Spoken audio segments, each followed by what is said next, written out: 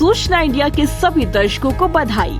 अब आप सूचना इंडिया देख सकते हैं जियो टीवी चैनल नंबर 4053 पर भी। साथ ही सूचना इंडिया के सभी सोशल प्लेटफॉर्म इंस्टाग्राम, फेसबुक और ट्विटर से जुड़े और पाए आपके क्षेत्र से जुड़ी हर एक। Dibrugarh Assam state power workers union ने केंद्रीय समिति के आह्वान पर डिब्रूगढ़ विद्युत चक्र कार्यालय में अपने विभिन्न मांगों को लेकर 2 घंटे का धरना प्रदर्शन किया। यूनियन के वर्कर्स ने अपने हाथों में प्ले कार्ड पर लिखी मांगों को लेकर कार्यालय परिसर में आवाज बुलंद की। प्रदर्शन कर रहे कर्मचारियों की मुख्य मांगे रखी। क्लास 3 और क्लास 4 कर्मचारियों की प्रमोशन का इंतजाम किया जाए।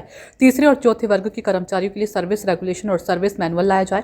Assam power distribution company limited के कर्मचारियों का एंट्री पीरियड APGCL और AEGCL की तरह 1 साल किया जाए और बकाया पेमेंट तुरंत किया जाए। कैशलेस मेडिकल सिस्टम भी शुरू किया जाए। असम पावर जनरेशन कॉरपोरेशन के जरिए राज्य को बिल बनाने में आत्मनिर्भर बनाया जाए। ITI ट्रेंड कर्मचारियों के लिए अलग सैलरी स्ट्रक्चर दिया जाए।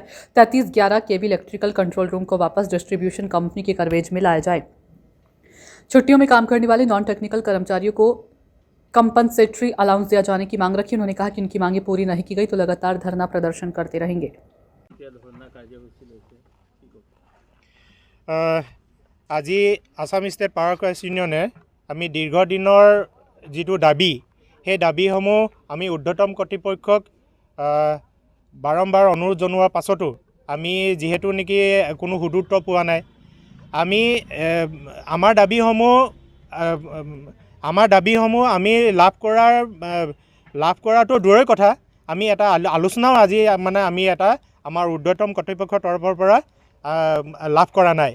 সেই হেতুকে আমি আজি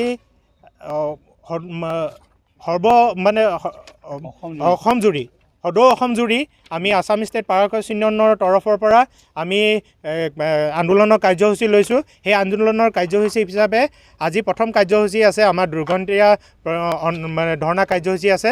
এই ধৰ্ণা কাৰ্যসূচীত আমাৰ যিবিলাক দাবী আছিলে, আমি ঊৰ্ধ্বতম কৰ্তৃপক্ষক আমি যিবিলাক দাবী জনাইছিলোঁ কোনো সংগ্ৰাম কৰিব লগা হৈছে, প্ৰতিবাদ কৰিব লগা হৈছে। যিহেতু লগা বিষয় বুলি ক'ব লাগিব যে শক্তিমন্ত্ৰী গৃহ জিলাত আজি আপোনালোকে এই ধৰণে কাম এৰি প্ৰতিবাদ কৰিব লগা হৈছে, কি ক'ব? প্ৰথম কথা হ'ল যে এতিয়া আমাৰ কৰ্মচাৰীসকল ইচ্ছাকৃতভাৱে ইয়াত আন্দোলন কৰিবলৈ অহা নাই। আমাৰ কৰ্মচাৰীসকলক মেনেজমেণ্টে বিদ্যুৎ কৰ্তৃপক্ষই বিজুলী ভৱনৰ পৰা বাধ্য কৰাইছে। প্ৰথম কথা হ'ল যে তেওঁলোকে যিখিনি কাম কৰি আছে এই কামখিনি আমাৰ কৰ্মচাৰীৰ স্বাৰ্থত যিবিলাক সিদ্ধান্ত লৈছে সেই কৰ্মচাৰীৰ স্বাৰ্থত সিদ্ধান্ত লোৱা নাই বা অসমৰ জনসাধাৰণৰ স্বাৰ্থতো এইখিনি সিদ্ধান্ত লোৱা নাই।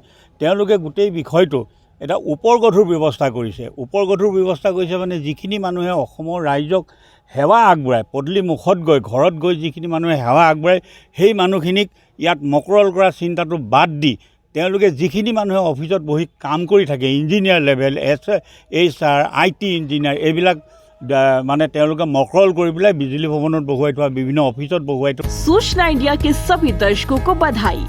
अब आप सूचना इंडिया देख सकते हैं जियो टीवी चैनल नंबर 4053 पर भी।